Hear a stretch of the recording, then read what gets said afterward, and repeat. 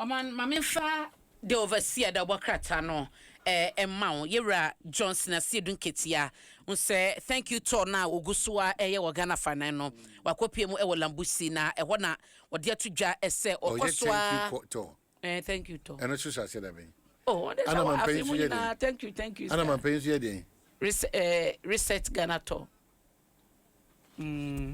na okopie mu lambusi no o man o se o san sisudua ama omo manya appointment e wa ban mu omo san so pese omo be pre party no edibia ne se fa wadwuma no eto ho na ebra be pre omo kanti no o hyemu kena so the overseer aka ho asem na omo na de bi koso a ahoho a e wo South Africa ya Ghana fo e ka ho bi kwanya omode Ghana fo bi no ne ahoho ni bi e fa so South Africa no ani yenyan Omanhene yenyan na the overseer aka ho asem almost ji Ghana fo e South Africa so obi anhye ne dem animanimu ya de mu hye fie kosi se omo bobadwu omo na de omo ye no omo begyae no hwe wo ho yie bo ho ban ena wankwankoto asemu oman enye de di kan nie enye de tosum yenu South Africa for de bia wo mo bra howo na anu ya ekoba se ese Nigeria fo bi wo mo kwakuso ohene wo Nigeria fo ohene wo yi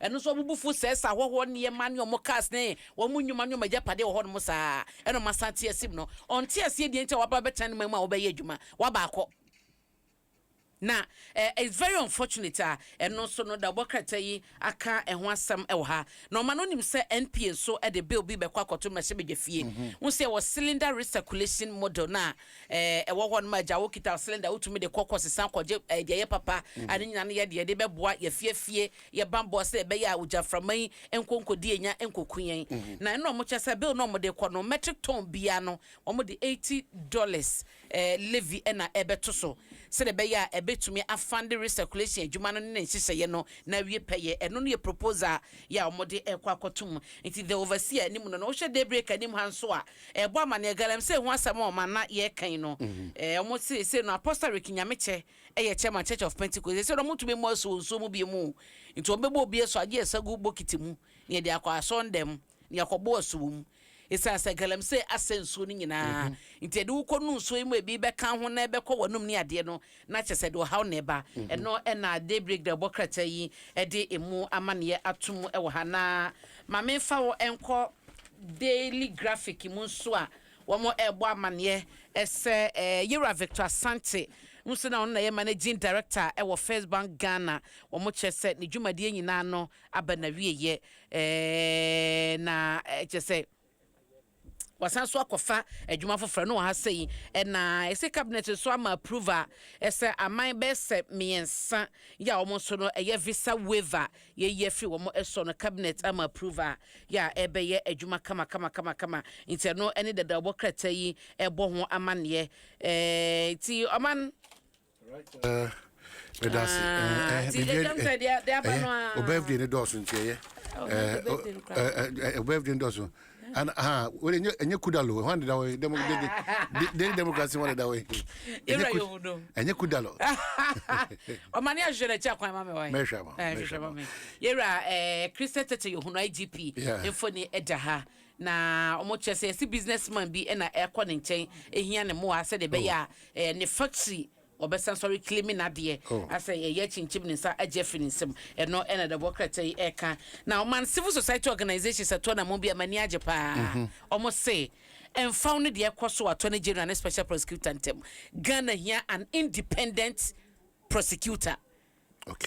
Yeah, the attorney general is in charge on your party ni or your president na man appointment into the Juma no Ghana for ni jide woni musa no a sa independent prosecutor no ebetumi akoji mu dia maye wo mayimu enti civil society organizations ni nyina na akambo mu eno mo de sa asem no to Abena nim enti emfa Ghana for ho ne de ekoso efa ho sam yi office ni fi ho but we need an independent prosecutor obi hrama ne bro fe kan say yon Ohrama. Yoni. When Carona tell you Hamana. Ohrama, Edia.